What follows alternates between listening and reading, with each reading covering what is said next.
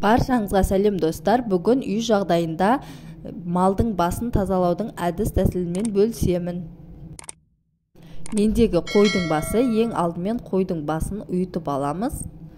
Одан соң кеңірек ыдысқа салып, үстінен жылы су құйып, қырғыштың көмегімен басымызды тазалап аламыз. Бұл жерде қайнаған сумен жуып тазалау міндетті емес, жылы немесе ыстық сумен жусақ болады. Міне қойдың басы тап-таза болып жуылып шықты. Енді осы жерлерде мойын тұсында болатын бездерді алып тастаймыз және өңештің жалғасын алып тастап, басымызды тап-таза қыламыз. Мойын тұсындағы тұрғанның барлығы без, осы бездерді жақсылап, асықпай, мұқият, бірде-бір без қалдырмай тазалап алуымыз керек. Яғни бүкіл бездерін алып тастап, тек еті ғана қалу керек.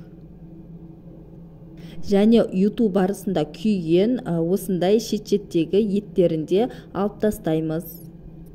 Бұл жерлері бізге керек емес. Міне бастың мойын тұсы тап-таза болып шықты, тек қана еттері ғана қалды.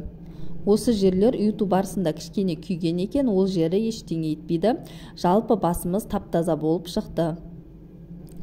Бастың сыртқы бөлігі тап-таза болып шықты. Енді ішкі бөлігін, көз, мұрындарды жақсылап тазалаймыз. Көздің жасын міндетті түрде шығаруымыз керек. Біріншіден ол ырым, екіншіден жас шықпаған көз өте ащы болады. Сіздерге қалай ыңғайлы, жасын қолмен шығарсаңыздар да, пышақпен шығарсаңыздар да болады. Көзден жас шыққанда көз кішірейіп, жегенде өте дәмді болады. Ал егер көздің жасын шығармасақ, көз доп-домалақ болып қалады және өте ащы болып келеді. Сондықтан бұл міндетті. Көз жасын шығарып болдық, енді басты тазалап жуып аламыз. Енді ағынды суда бастың құлақтары мен мұрындарын қолымыздың көмегімен жуып аламыз. Жеркенбей, ешқандай құлағына да, мұрнына да қолымызды, саусағымызды тығып тазалап жуатын боламыз. Осылай мұрынның ішіне су жіберіп, қатты жерге басты ұрып тазалап аламыз. Осы әрекетті бірнеше рет қайталаймыз. Міне өздеріңіз көріп отырғандай, ішінен өте лас нәрселердің барлығы шығып жатыр.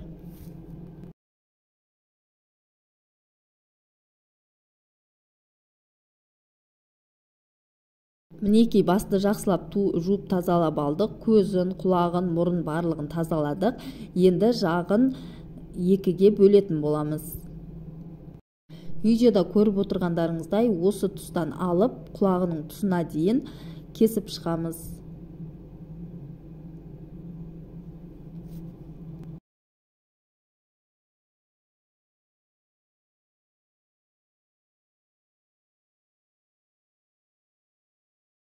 Кесіп болған соң басты бар күшімізді салып, екі жаққа тартамыз. Басымыз осылайынан екіге ажырайтын болады. Енді ортасындағы еттерін пышақпен кесіп, бөліп аламыз. Осылайша жағын ажыратып алдық. Іші таза емес екен. Енді бір тазалап жуып аламыз. Осылайша бастарды тазалап, тілінің астын, жан-жағын тазалап жуып алдық. Енді осы бір жерлерінде без қалып кетпеді ме, тағы бір тексеріп аламыз. Міне өздеріңіз көріп отырғандай, бұл жерде де өте көп без болады. Дәл осындай ірілі ұсақты бездер өте көп болады. Соның барлығын мұқият қарап, асықпай бездерді тазалап алып аламыз.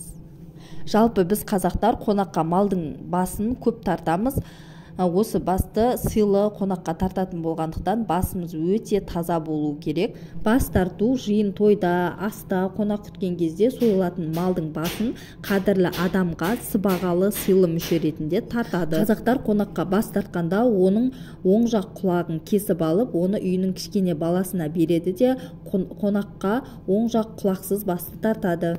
Яғни бұл ырыс несібем өз үйімде, өз босағамда қалсын деген мағынаны білдіреді. Ұйытылып тазартылған қойдың басын піскен соң маңдайын айқастыра тіліп, табаққа салып тарту ырымы қазақ арасында кең таралған. Қазақтар мұны бастың жолын ашу деп атайды. Басты бездерінен толықтай тазартып алдық. Енді бастың ортасында осындай тесік болады. Осының ішінен су құятын болсақ, су мұрынның ішінен шығады.